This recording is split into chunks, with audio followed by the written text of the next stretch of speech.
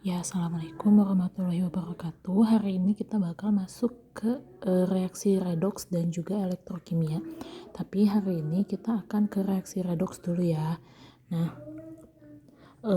untuk buat di reaksi redoks ini, nanti reaksi redoks itu bisa disetarakan dengan cara bilangan oksidasi sama cara setengah reaksi. Nah kan kalau dulu waktu pas kelas 10 kalian cuma reaksi redoksnya cuma nyetarain reaksi doang kan, udah aja gitu. Nah ini nanti ada cara penyetaraannya dengan cara bilok sama cara setengah reaksi. Nah si reaksi redoks ini nanti sebagai dasar dari sel elektrokimia, yang mana nanti elektrokimia ini dibagi menjadi sel volta yang nanti dinyatakan dengan notasi sel, sama nanti terdiri atas anoda dan juga katoda. Nah, kalau untuk anoda, dia itu tempat terjadinya oksidasi, kalau katoda tempat terjadinya reduksi. Di elektrolisis nanti selain sel volta ada juga sel elektrolisis juga sama. Dia nanti ada katoda sama anodanya ya. Nah, cuma nanti buat yang di elektrolisis nanti mengikuti hukum Faraday. Terus nanti hasil reaksinya itu dipengaruhinya oleh fase zat sama jenis elektrodanya. Nah, ini untuk apa ya namanya? Peta konsep dari reaksi redoks sama reaksi redoks sama elektrokimia. Nah sekarang kita masuk ke reaksi redoksnya ya. Nah reaksi redoks itu kan adalah reaksi reduksi dan juga reaksi oksidasi. Oke. Nah nanti misalkan nih di sini sebelum kesini ya, nanti ada reaksi reduksi, itu berarti yang mengalami penurunan biloks. Nanti ada lagi reaksi oksidasi yang mengalami kenaikan biloks. Misal di sini ada H2 plus setengah O2, dia akan menjadi H2O. H2 dia punya bilangan oksidasinya 0. O2 punya bilangan oksidasinya 0 juga karena dia unsur bebas. Nah, H yang sebelah sini plus 1, sedangkan O yang sini minus 2. Nah, dari H yang ini ke sini, itu kan dari 0 sampai berapa? Sampai plus 1, berarti naik dong. Nah, itu berarti namanya oksidasi. Jadi mengalami kenaikan namanya oksidasi. Terus yang ini kan O2. O2 ke O ini ke si O yang ini, dia mengalami penurunan kan dari 0 menjadi negatif 2. Nah, berarti ini namanya reduksi. Oke. Nah, terus nanti ada lagi reduktor. Kalau reduktor itu zat yang mengalami oksidasi. Sedangkan oksidator itu zat yang mengalami reduksi. Jadi ingat, reduktor itu yang mengalami oksidasi. Sedangkan oksidator itu zat yang mengalami reduksi. Oke, ingat ya, reduksi itu berarti mengalami penurunan, oksidasi kenaikan. Nah, nanti si reduktor sama oksidator ini posisinya pasti dia ada di reaktan atau yang sebelah kiri panah.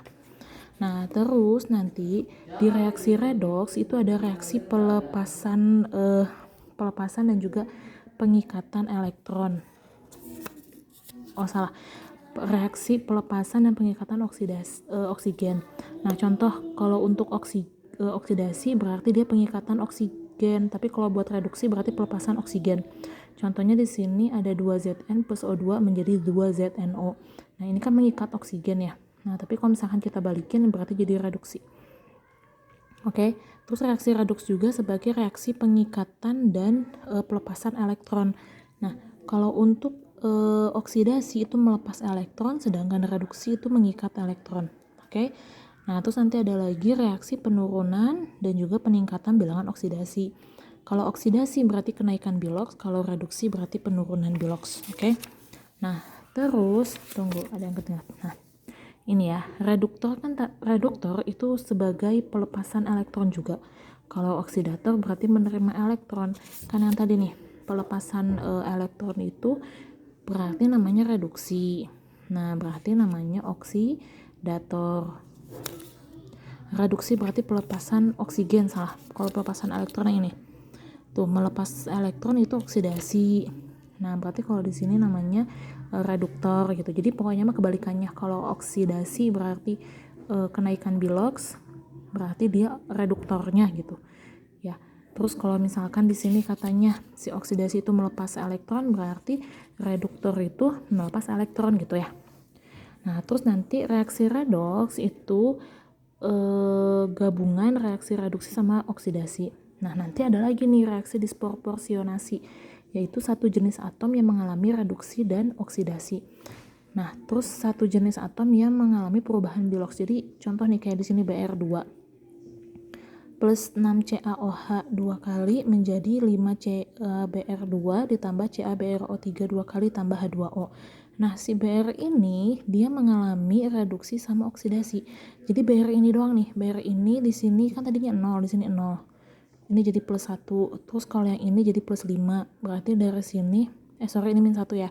Dari 0 ke min 1 kan turun, terus dari 0 ke plus 5 naik. Nah, berarti ini namanya disproporsionasi karena si Br ini cuma satu doang, dia mengalami reduksi sama oksidasi. Berarti namanya disproporsionasi atau autoredox.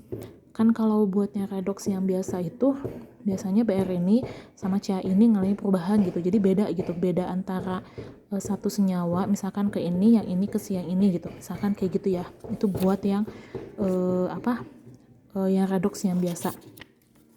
Ini contoh yang ini nih, Zn ini berubah kan, jadi Zn ini oksidasi, yang reduksinya ini kan dia beda senyawa kan ya, masing-masing atom dia mengalami oksidasi atau reduksi.